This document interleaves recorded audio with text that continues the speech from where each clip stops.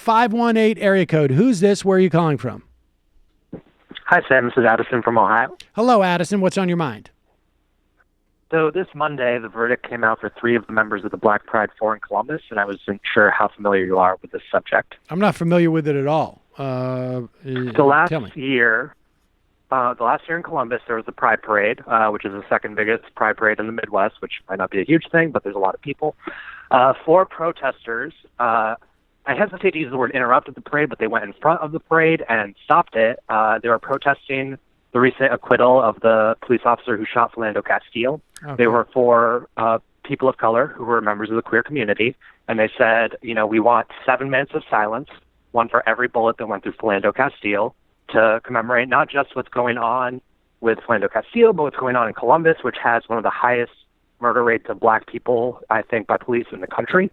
For instance, last year, 28 people were killed by police, and 21 of them were black. Jesus. And so they were protesting this. Within 2 minutes, cops came in, beat the ever-loving shit out of these people, specifically 4 protesters, and arrested them, while a lot of people that were attending Pride cheered. It's pretty disgusting. And these people were held. One of them was held without bail. And coincidentally, 2 of them were, one is trans and one is gender nonconforming. They were held in male facilities. And they were charged with a slew of misdemeanors that will require jail time. The person who is gender nonconforming was charged with a felony of aggravated assault for trying to disarm an officer, which there's no evidence of whatsoever. But interestingly, that person is from Atlanta and was only in Columbus for the summer. And they've been distinctly delaying all of these trials to make it more expensive and more difficult for these people who are already some of the most vulnerable in Columbus.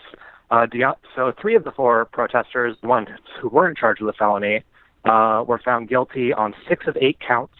And the trans woman who was of that group was charged with the most counts. Might just be coincidence, but I'm a little bit upset and not surprised by it.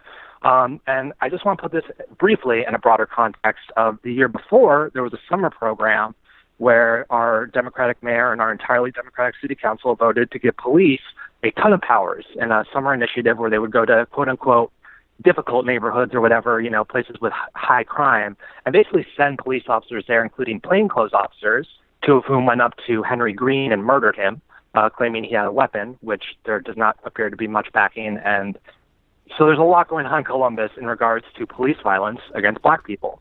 So the fact that Stonewall, the organization who ran Pride, decided to, bring police into this and support the police in their attacks on these queer protesters, they spoke out against the queer protesters in defense of the police, is all kind of causing this swirl of difficulties and anxieties in Columbus, and this verdict is only making it harder.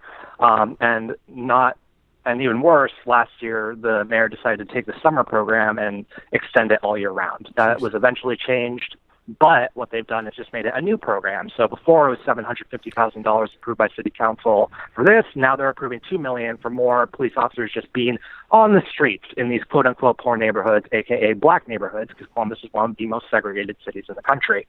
So that's going on right now. DeAndre Miles, who was charged with a felony, their trial has still not happened and will happen later. But I just kind of wanted to give you and the listeners an update on that, because there's a lot going on in this city, and I think it's emblematic of the fact the way police use property laws and vagrancy laws and protest laws relatively arbitrarily to punish people that they view as threatening their safety or threatening the city's safety and stuff like that.